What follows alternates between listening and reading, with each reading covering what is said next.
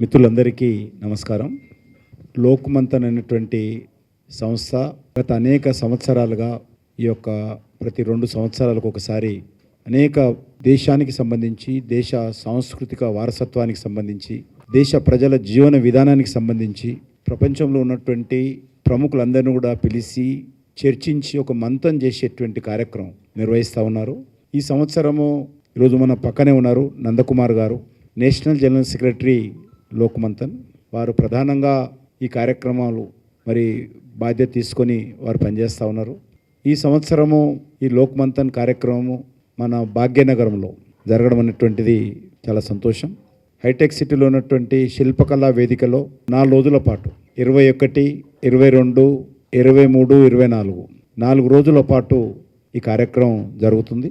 ఇది అంతర్జాతీయ సాంస్కృతిక మహోత్సవం కింద ఈసారి భాగ్యనగర్లో జరుగుతున్నటువంటి కార్యక్రమం. ఇది భారతీయ సంస్కృతికి సంబంధించినటువంటి ఏకత్వాన్ని చాటేటువంటి గొప్ప వేడుక ఈవెంటు ఇది. నేషనలిస్టు జాతీయ భావజాలం ఉన్నటువంటి వాళ్ళు దేశంలోని వివిధ ప్రాంతాల నుంచి, ఇతర దేశాల నుంచి కూడా ప్రతినిధులు పాల్గొనబోతూ ఉన్నారు.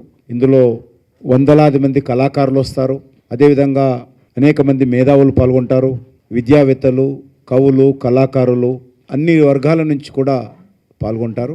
ఇందులో కళా ప్రదర్శనలు ఉంటాయి, సెమినార్స్ ఉంటాయి. ఆ రోజు సముద్రం అంతా ఏ రకంగా జరిగిందో ఈరోజు ఇప్పుడు ఉన్నటువంటి సమస్యలపైన ఇప్పుడు కూడా ఈ లోకమంతన్ కార్యక్రమం ద్వారా జరగబోతూ ఉంది. మనకందరికీ తెలుసు, ఈ కార్యక్రమంలో ట్రైబల్స్ నుంచి మొదలు పెడితే, అంటే ఆదివాసీ ట్రైబల్స్ కావచ్చు, లేకపోతే ప్లేనేరియాలో ఉండేటువంటి బంజారా లాంటి ట్రైబల్స్ కావచ్చు, అంటే వనవాసి, గ్రామవాసి, నగరవాసి, ఈ 3 కలిస్తేనే మనకు భారతవాసి అవుతాం. కానీ ఈరోజు దురదృష్టం ఏంటంటే ప్రజలను విభజించేటువంటి ప్రయత్నం, కులాల పేరు మీద, భాష పేరు మీద అనేక రకాలుగా విభజిస్తున్నటువంటి ఒక దుర్మార్గపు ఆలోచన ఈ దేశంలో ఉన్నటువంటి పరిస్థితుల్లో సరైనటువంటి సమయంలో రాజకీయాలకు అతీతంగా ఒక జాతీయ భావజాలంతో నడిచేటువంటి ఈ యొక్క లోకమంతన్ కార్యక్రమం ఈరోజు మన యొక్క హైదరాబాద్ నగరంలో, హైదరాబాద్ వేదికగా జరగడం అనేటువంటిది చాలా గొప్ప విషయము. ఇందులో మనకు తెలిసి అనేక ప్రముఖ సంస్థలు కూడా ఈ లోకమంతన్ కార్యక్రమంలో, అనేక వందలాది సంస్థలకు సంబంధించినటువంటి ప్రముఖులు కూడా ఇందులో కాంట్రిబ్యూట్ చేస్తారు, పార్టిసిపేట్ చేస్తారు, చర్చలో పాల్గొంటారు. అదే కాకుండా అనేక మంది గ్రామీణ ప్రాంతాల్లో ఉన్నటువంటి వాళ్ళు కానీ, ముఖ్యంగా ట్రైబల్ ఏరియాస్లో ఉన్నటువంటి, ఎందుకంటే ఈరోజు మనము భగవాన్ బిర్సా ముండా యొక్క జయంతి కార్యక్రమం దేశమంతా జరుపుకుంటున్నాం. ఈ యొక్క భగవాన్ బిర్సా ముండా జయంతి సందర్భంగా భారత ప్రభుత్వం కూడా గతంలో ఒక నిర్ణయం తీసుకున్నది. ఈరోజు జాతీయ గిరిజన గౌరవ దినోత్సవం కింద ప్రకటిస్తున్నాం. కాబట్టి లోకమంతన్లో కూడా వందలాది మంది గిరిజన కళాకారులు కూడా పాల్గొంటారు. వందలాది మంది గిరిజనకు సంబంధించినటువంటి చేతి వృత్తులు ఏవైతే తయారు చేస్తారో అవన్నీ కూడా అక్కడ ప్రదర్శిస్తారు. కళా ప్రదర్శనలు ఉంటాయి, స్టాల్స్ ఉంటాయి. ఆ స్టాల్స్లలో అనేక రకాల వస్తువులు ప్రజలకు తమ యొక్క నైపుణ్యాన్ని ప్రదర్శించేటువంటి కార్యక్రమం కూడా కొనసాగుతుంది. అదే కాకుండా మీకు అందరూ తెలుసు, గతంలో భూపాల్లో జరిగింది, మధ్యప్రదేశ్లో, జార్ఖండ్లో రాంచీలో జరిగింది. ఇప్పుడు అంతకుముందు మన యొక్క అస్సాంలో గౌహతిలో కూడా ఈ కార్యక్రమం జరిగింది.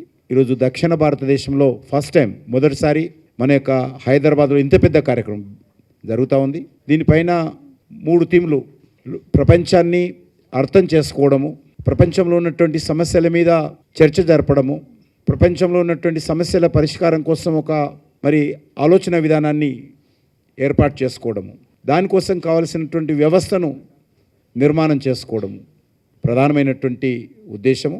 మిగతా వివరాలను కూడా నందకుమార్జీ మనకు వివరిస్తారు. ముఖ్యంగా 21వ తేదీ స్టాల్స్, ఎగ్జిబిషన్స్, వచ్చినటువంటి డెలిగేట్స్ రిజిస్ట్రేషను 21వ తేదీ కొనసాగుతుంది. దానికి సంబంధించినటువంటి వివరాలను మీకు చెప్తాం. మీరందరూ కూడా 21 కూడా రావాల్సి ఉంటుంది. 22 నాడు భారత రాష్ట్రపతి శ్రీమతి ద్రౌపది ముర్ము గారు 22వ తేదీ ఈ లోకమంతన్ కార్యక్రమాన్ని వారు ప్రారంభిస్తారు.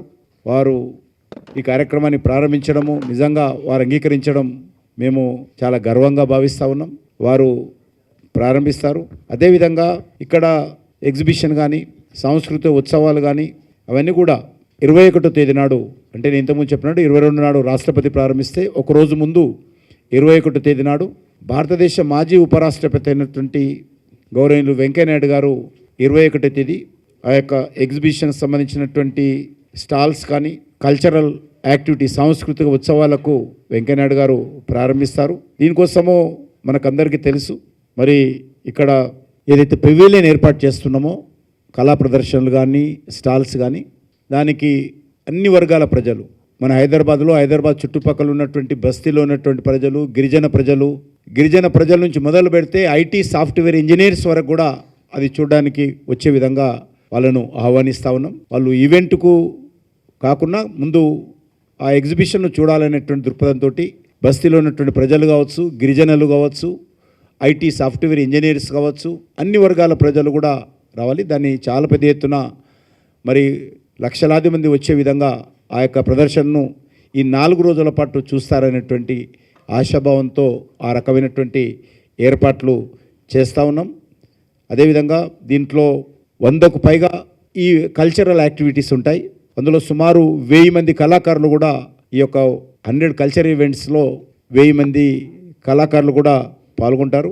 అదే కాకుండా సాంప్రదాయ సంగీత వాయిద్యాల సంబంధించినటువంటి ఈవెంట్స్ కూడా ఉంటాయి. ఆ యొక్క పనిముట్లు కూడా గిరిజనులు మన సాంప్రదాయంలో గత అనేక మన భారతీయ జీవన విధానంలో వాడినటువంటి మ్యూజికల్ ఇన్స్ట్రుమెంట్స్ కూడా ఆ యొక్క పెవిలియన్లో ప్రదర్శించబోతున్నాం అన్న విషయాన్ని ఈ సందర్భంగా మనవి చేస్తా ఉన్నాను. ఈ వీడియో మీకు నచ్చినట్టయితే లైక్ చేయండి, 10 మందికి షేర్ చేయండి. అలాగే కామెంట్ల రూపంలో మీ అభిప్రాయాలను మాతో పంచుకోండి. Nationalist hub group of channels ను సబ్స్క్రైబ్ చేసుకుని తెలుగునాట జాతీయవాద జర్నలిజాన్ని ప్రోత్సహించండి. ఈ వీడియో కింద ఉన్న బెల్ ఐకాన్ పై క్లిక్ చేయడం మర్చిపోవద్దు.